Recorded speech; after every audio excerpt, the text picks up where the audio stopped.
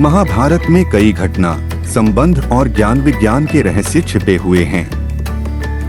महाभारत का हर पात्र जीवंत है, चाहे वह कौरव, पांडव, कर्ण और कृष्ण हो अथवा धृष्टद्युम्न, शल्य, शिखंडी और कृपाचार्य हो। महाभारत केवल योद्धाओं की गाथाओं तक सीमित नहीं है।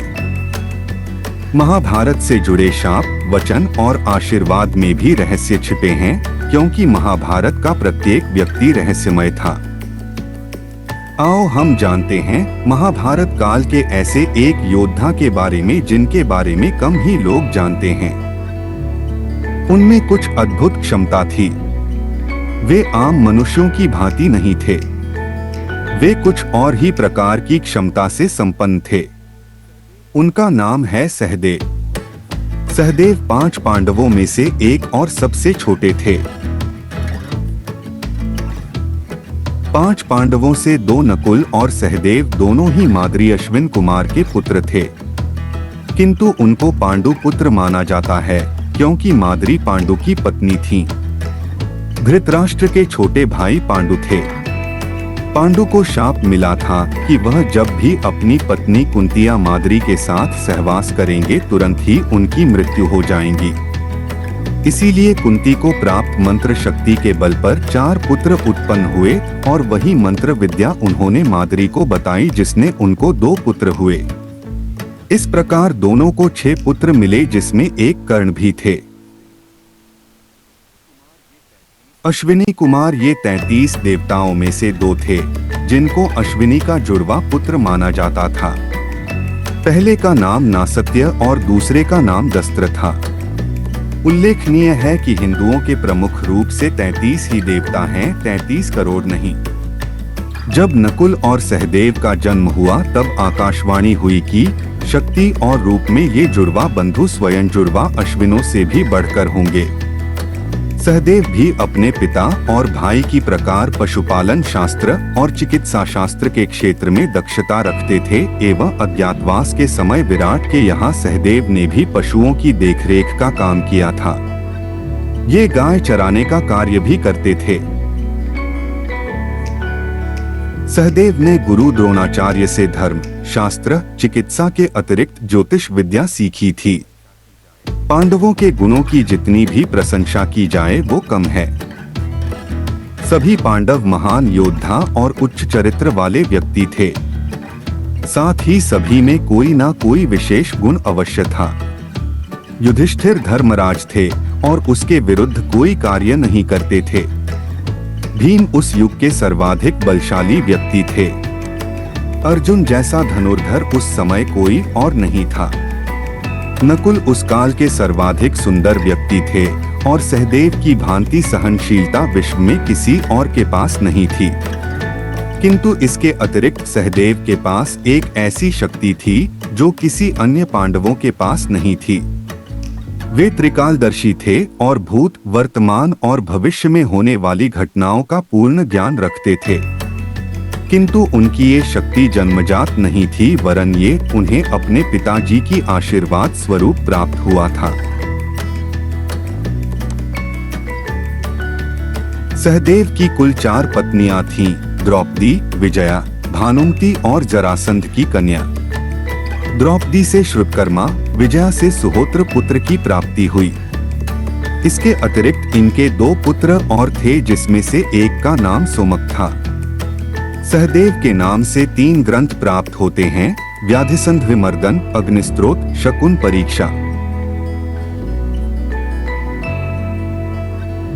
वास्तव में सहदेव के धर्मपिता पांडु बहुत ही ज्ञानी थे।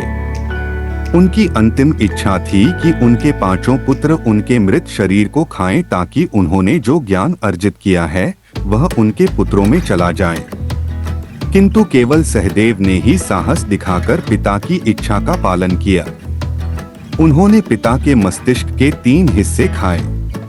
पहले टुकड़े को खाते ही सहदेव को इतिहास का ज्ञान हुआ, दूसरे टुकड़े को खाने से वर्तमान का और तीसरे टुकड़े को खाते ही वे भविष्य को देखने लगे।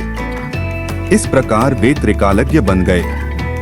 सहदेव यह कार्य केवल इसलिए कर पाए क्योंकि वे एक बहुत ही सहनशील व्यक्ति थे। त्रिकालदर्शी होने के कारण सहदेव को महाभारत के होने वाले युद्ध और उसके विनाश के बारे में पहले ही पता था। फिर सहदेव ने इस युद्ध को रोकने का प्रयास क्यों नहीं किया? इसका कारण ये था कि श्री कृष्ण ने सहदेव को ऐसा करने से मना किया था। सहदेव के अतिरिक्त केवल श्री कृष्ण ही ऐसे थे जिन्हें भविष्य में होने वाली प्रत्येक घटनाओं का ज्ञान था, किंतु वे ये जानते थे कि पृथ्वी की हित के लिए यह युद्ध अति आवश्यक है।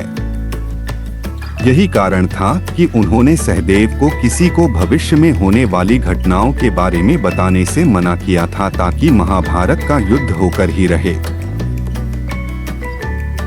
एक कथा के अनुसार यह भी वर्णन है कि श्री कृष्ण ने सहदेव को ये श्राप दिया था कि यदि उसने भविष्य में होने वाली किसी भी घटना के विषय में किसी को भी कुछ बताया तो उनकी मृत्यु हो जाएगी। इसी कारण सहदेव ने होने वाले युद्ध के विषय में किसी को नहीं बताया, क्योंकि वे भी ये जान चुके थे कि ये युद्ध कितना आवश्यक है।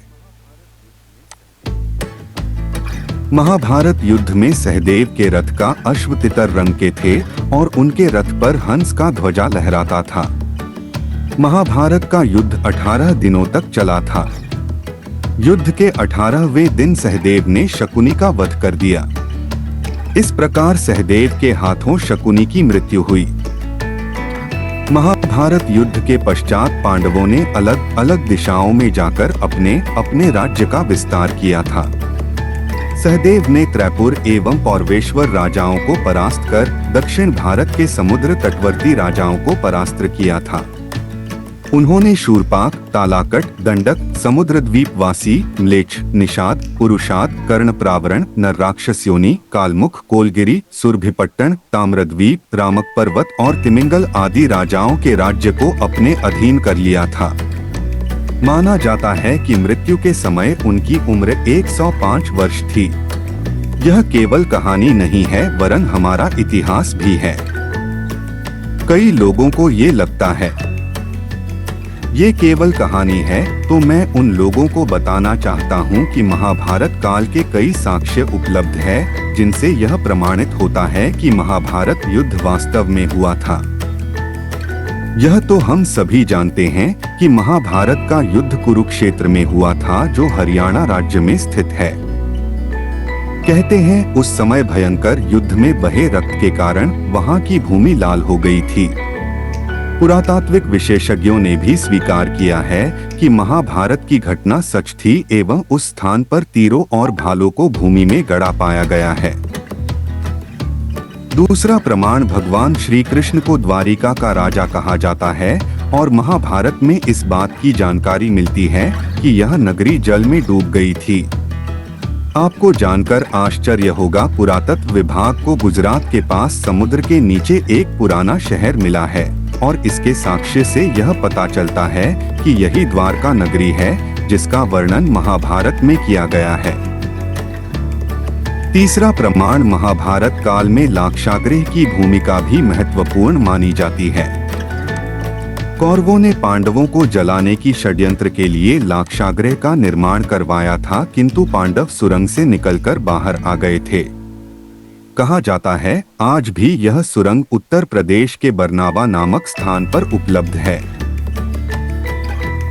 आशा है यह वीडियो आपको पसंद आई होगी। वीडियो में अंत तक बने रहने के लिए धन्यवाद। आगे ऐसे ही शिक्षाप्रद और रोचक वीडियो मिलती रहे, उसके लिए यदि चैनल को अभी तक सब्सक्राइब नहीं किए हैं तो सब्सक्राइब अवश्य करें और बेल आइकन में ऑल पर क्लिक कर लीजिए, जिससे हमारे प्रत्येक वीडियो का नोटिफिकेशन आपको मिलती रहे। पुनः मिलते हैं अगली वीडियो में, तब तक के लिए धन्यवाद, आभार। जय हिंद, जय भारत।